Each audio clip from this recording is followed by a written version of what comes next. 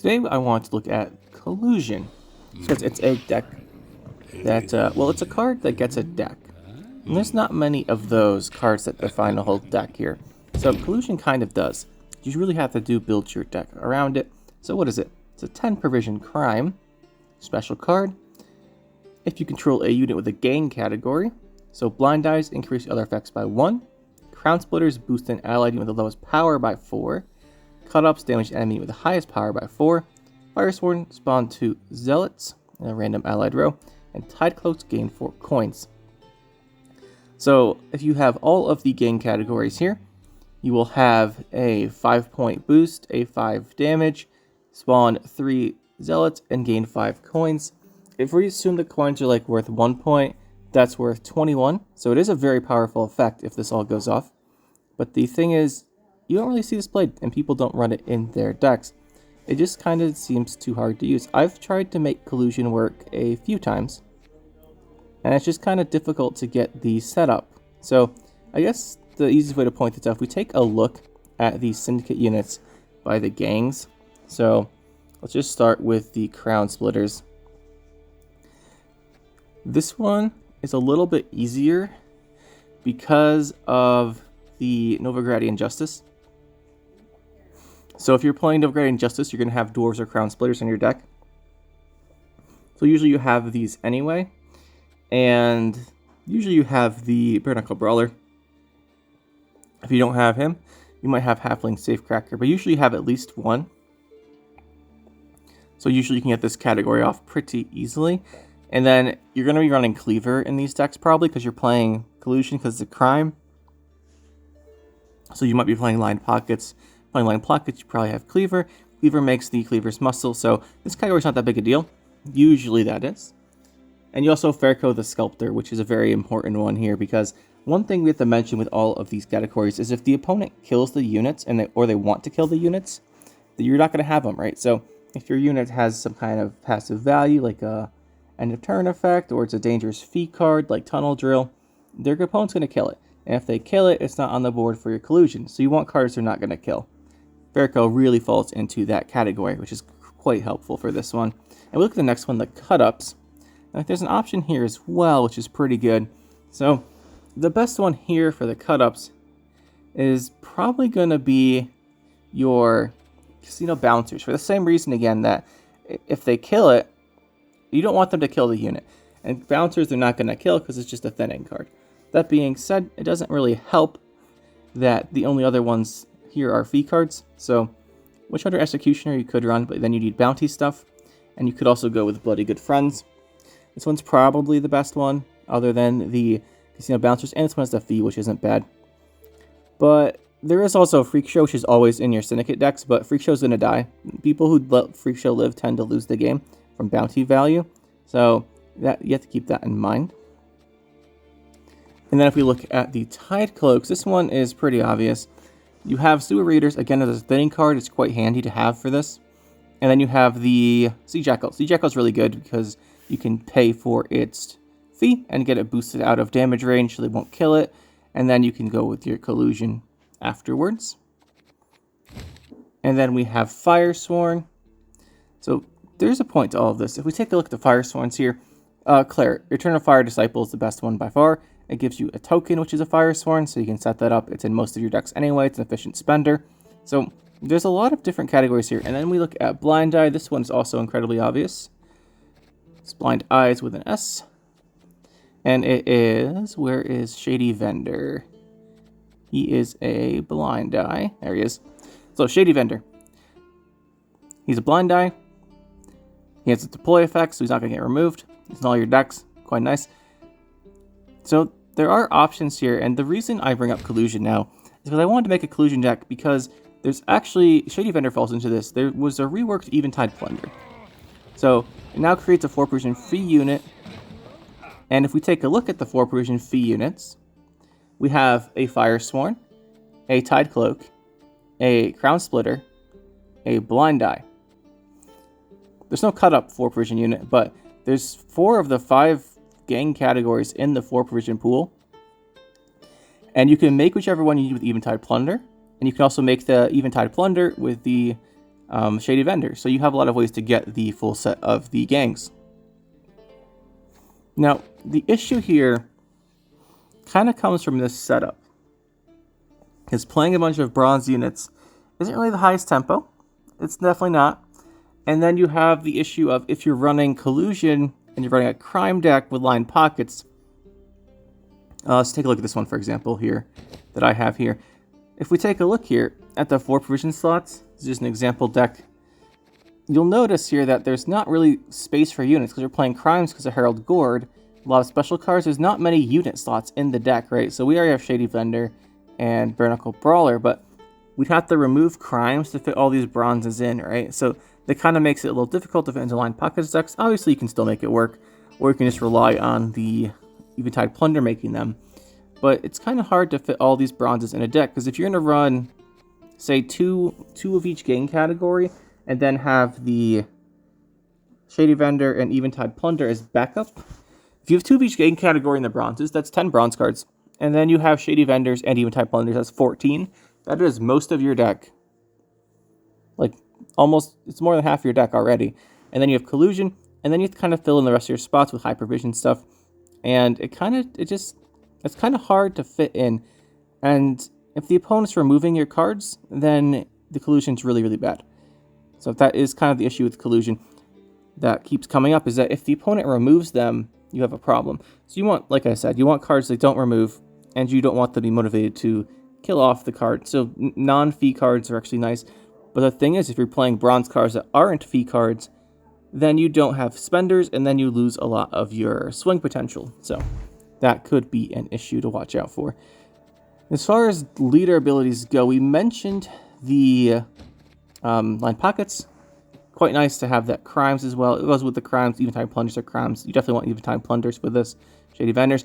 But one other leader ability really comes to mind here. Obviously, you could use most of them. Congregate makes the Firesworn token, but Firesworn's not the hardest one to get.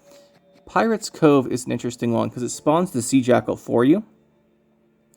So this is really handy because you get the Sea Jackal in the same turn as another gang category, or you get it in the same turn as the Collusion. So if you have 4 gang categories out, you play the Sea Jackal, and then you play the Collusion, the Sea Jackal from the leader ability, I mean. So you could do that, which is definitely handy. You could also go Sea Jackal, then like Cleric or something, and you have 2 of the categories out in a turn. So that's not bad either. This is an interesting one because it gives you the card, which is quite handy. And there is another one. Well, I think the line pockets and that one are the best leaders for this, but you could use others as well. Collusion is obviously a card that has a high potential, right? Like we said, we've got 5 damage, 5 boost, 6 points of guys, 5 coins. It has a lot of potential. Just the setup doesn't quite seem to work out. Syndicate just seems to not have... Syndicate doesn't want to be spamming bronze units during the game, right? It wants to be getting out some units that spend its coins, giving you bounties, killing your guys off, using those coins to do stuff. It doesn't just want to sit there and play bronzes like something like Relics might, for example. They might want to sit there and play bronzes. Northern Realms is pretty happy to sit there and play bronzes. But Syndicate doesn't really want to sit there and play bronze units because none of the units we've mentioned so far, other than the... Where's the Blind Eye guy? Other than Street Urchin, none of them really have a profit. Like, Eternal Sniper has a 2-point profit, and Street Urchin has a 3, but they're both spenders. And if there was a card that just had a big profit on it, Mutant's Maker is a Salamander, and a Firesworn, he can kind of fill this. He gives you those 3 coins. But the coins are kind of handy here. If you're just spamming out bronze units with Syndicate, most of them don't give you enough coins, really, to use all of these fees you're going to be putting out. That can make it so you have low tempo, and that's not really how Syndicate wants to play, which is kind of the issue. Now, the Firesworn part of the tag we should mention here is actually offset by the crimes. So anytime a crime can give you one of these tags, it's pretty handy if you want to run lined pockets. So Smuggle gives you a Flaming Rose Footman, which is nice for that, but it's the only one. I mean, you could run Congregation for Firesworn tokens, but you're not gonna, because you're only gonna get 2, and the Smuggle is more value, and you want those profits, like I said. You definitely want to be using those coins. But the rest of the crimes don't really synergize too well here, which means you're kind of running a two-part deck, a collusion deck with a bunch of bronzes to make the collusion good, and then the rest of your deck's a crime deck, so it's kind of hard to fit them all together into a cohesive deck. So you might not just want to go with all crimes with line pockets, but then collusion's a crime, you're running shady vendors, which makes crimes, you're running eventide plunders, so you're already running several, so it comes down to how you want to make it work. It's kind of hard to say for collusion, right? The payoff is obviously quite big, even if you only get 3 categories, right? Say we only have Crown Splitter, Cut Up, Firesworn. Say we don't have the Tide Cloak, because Tide Cloak's one that sometimes you cut. You get 4 damage, it's worth 12. And that's kind of the thing. That's like not bad, but it's not great, because you really want 4 categories for this, right? Either with the coins or you want the blind eyes and boosting 2 other ones. Because the blind eye increase is actually pretty significant. Let's say you have the blind dice is a 5, 5, and a 6. That's 16 for 10. It's much better. But the issue is you need a long round for this. A long round in which you're playing several units. And those units tend to die because they tend to be spenders. Now, obviously this isn't always the case. And Collusion can be a very strong round 1 card. And this is kind of what I wanted to use it for lately when I made my deck.